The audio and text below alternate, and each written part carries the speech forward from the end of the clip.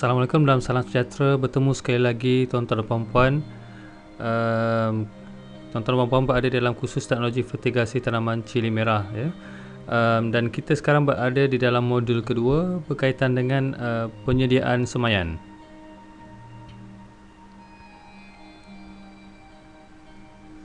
Baik, di dalam modul kedua ini kita akan membincangkan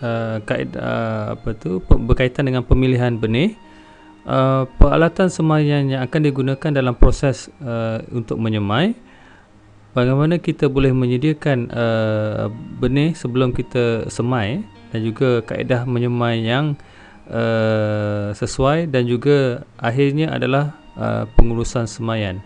Dan setelah habisnya pengurusan semaian, saya akan tunjukkan kepada tuan-tuan dan puan rakaman video semasa saya melakukan kerja-kerja menyemai untuk tuan-tuan dan puan rujuk sebagai panduan, salah satu panduan untuk menyemai.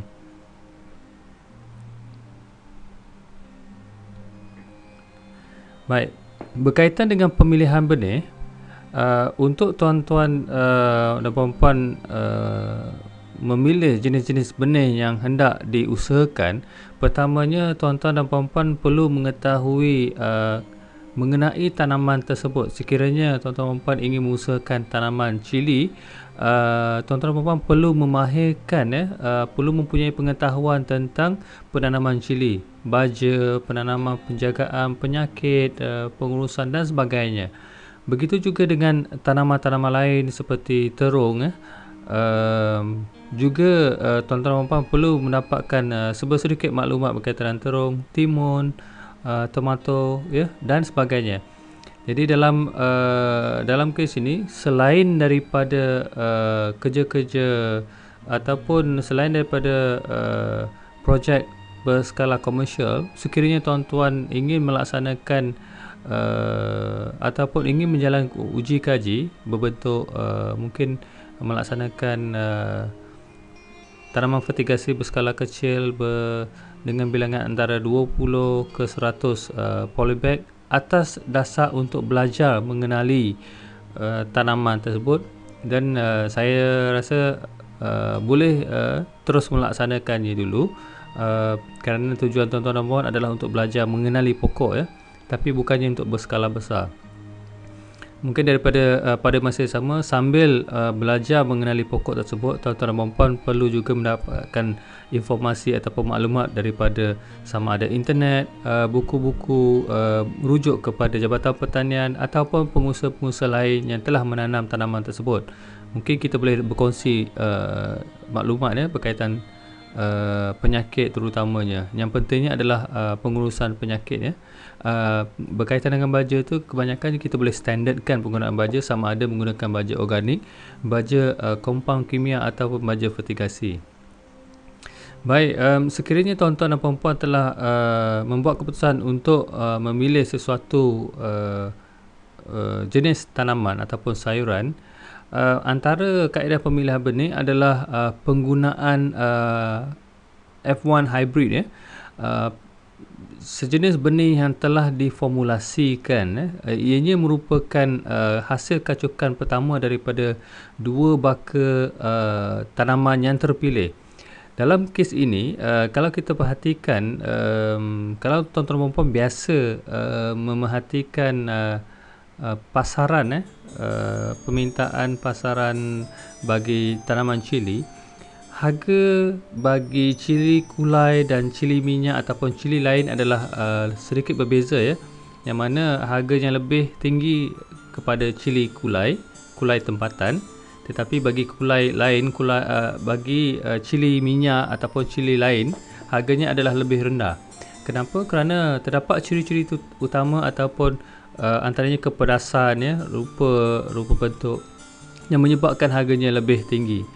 Baik, antara kelebihan yang dimiliki oleh kulai tempatan adalah antaranya pedas dan panjang, namun antara kelemahan bagi jenis kulai tempatan adalah buahnya yang sedikit ringan, dan juga rupa bentuknya yang agak kurang cantik, ianya berbentuk menggerutu dan sedikit kurus.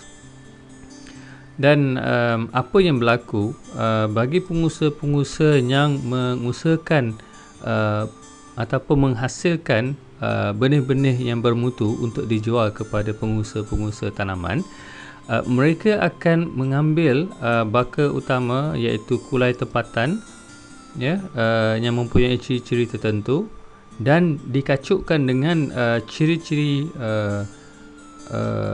tanaman ataupun cili yang mempunyai kriteria yang lain seperti bersaiz lebih besar, mempunyai berat yang lebih, dan juga mempunyai rintangan penyakit yang lebih baik. Jadi apabila dua baka ini dikacukkan, maka terhasillah kacukan baru ataupun jenis baru yang dinamakan sebagai F1 hybrid. Dan F1 hybrid akan menghasilkan buah yang seperti yang dikendaki, antaranya mempunyai ciri kulai yang mana boleh dijual dengan harga seperti kulai tempatan, namun beratnya adalah lebih berat kerana ianya telah dikacukkan dengan buah yang lebih baik dan mempunyai rintangan penyakit yang lebih bagus. Dan kini antara ciri hybrid yang boleh kita peroleh adalah F1 F568, ya. Jenis cili yang mempunyai ciri-ciri sedikit rupa bentuk kulai tempatan, namun kurang pedas di situ dan beratnya agak lebih sikit. Dan ianya dapat dijual dengan harga berdasarkan kepada harga kulai tempatan, walaupun ianya sebenarnya bukan kulai tempatan tetapi ia adalah kacukan F1 hybrid. Dan ianya boleh dilakukan oleh pengusaha-pengusaha ataupun pihak yang memang mahir membuat kacukan baka. Ada sesetengah pembakaan tu menggunakan kacukan secara manual, iaitu pendebungaan secara bersebelahan, yang mana pokok cili kulai bunga ditanam bersebelahan dengan pokok cili yang lain untuk menghasilkan pendebungaan yang cross, ataupun bersilang. Alternatif bagi syarikat-syarikat yang mempunyai teknologi yang tinggi, mereka boleh menggunakan teknologi kacukan menggunakan makmal, kacukan makmal, kaedah-kaedah sains yang lebih tepat, ya, mengambil mengambil keluar ciri-ciri yang kurang baik dan mencampurkan dengan baka yang lebih baik. Itu adalah F1 hybrid. Dan di dalam kes ini saya tidak menggalakkan untuk tuan-tuan dan puan menggunakan membuat sendiri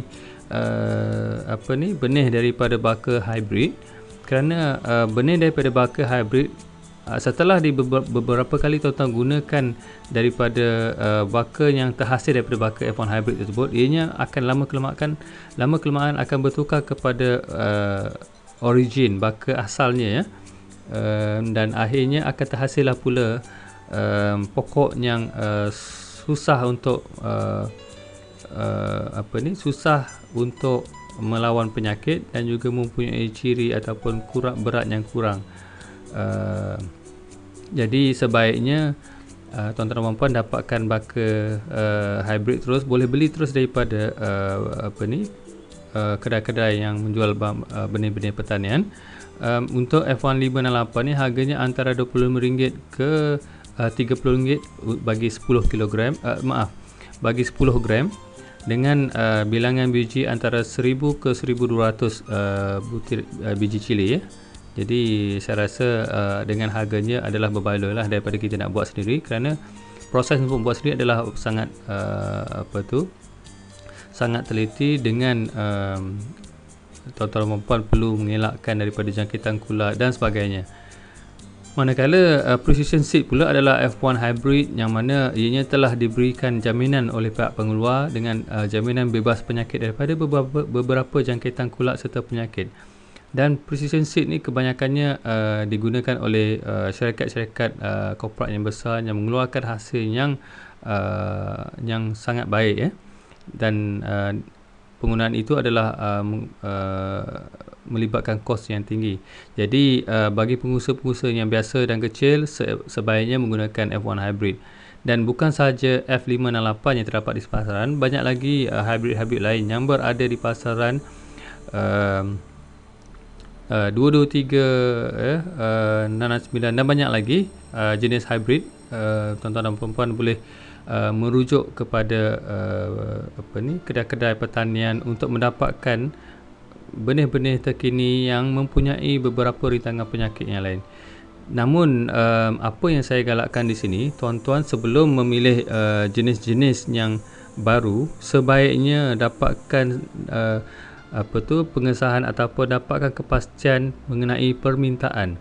Sekiranya jenis baru tersebut telah digunakan oleh orang lain dan ianya mendapat permintaan yang tinggi, barulah saya cadangkan untuk tuan-tuan dan puan-puan menggunakan jenis hybrid tersebut. Namun sekiranya ianya masih baru dan tuan-tuan dan puan-puan belum lagi pasti mengenai penerimaan pasaran ataupun pembeli, sebaiknya tuan-tuan dan puan-puan buat dulu dalam skala yang kecil dan untuk mencuba market sahaja. Apa yang kita risaukan di sini adalah apabila kita menanam pada skala besar bagi variety hybrid yang baru, kita risau bahawa pengguna mungkin tidak berani mencuba benih ataupun hybrid ataupun jenis yang baru kerana ianya lebih belum adalah masih baru dan belum lagi dapat diterima pasaran dengan secara terbuka. Baik, biasanya tuan-tuan boleh perolehi benih-benih hybrid di kedai pertanian. Biasanya akan ditanda di luar paket-paket ataupun bekas-bekas benih tersebut dengan tanda F1 hybrid seperti di dalam gambar ya. Seperti benih tomato dinyatakan F1 hybrid, ini adalah kacukan ya benih. Manakala bagi labu F1 hybrid yang mempunyai hanya 10 biji benih. Juga F568 ya. Kalau kita lihat gambarnya di sini, bentuknya adalah lebih kurang dalam bentuk kulai tempatan, namun buahnya lebih besar daripada kulai ya. Bagi buah kulai tempatan, buah cilinya lebih kurus dan menggerutu. Ditandakan juga dengan F1 hybrid ya. Bila ada tanda F1 ia ialah benih hybrid. Dan kebanyakan benih-benih ini adalah benih import ya. Kalau seperti daripada Taiwan ya, China dan juga Thailand. Jadi teknologi benih di Malaysia masih lagi ketinggalan dan kebanyakannya kita masih lagi bergantung kepada benih-benih import. Baik, bagi tanaman cili yang cili merah ya, benih yang telah diterima pasaran jenisnya adalah jenis kulai 568 hybrid F1. Yang mana kalau kita lihat di sini, ianya hampir sama besar dengan saiz botol sos ya, dengan rupa bentuk yang menarik. Dan sebaiknya tuan-tuan dan puan-puan perlu pastikan bahawa ianya mendapat mendapat feedback daripada pasaran yang baik. Okey, antara peralatan semaian yang kita perlukan setelah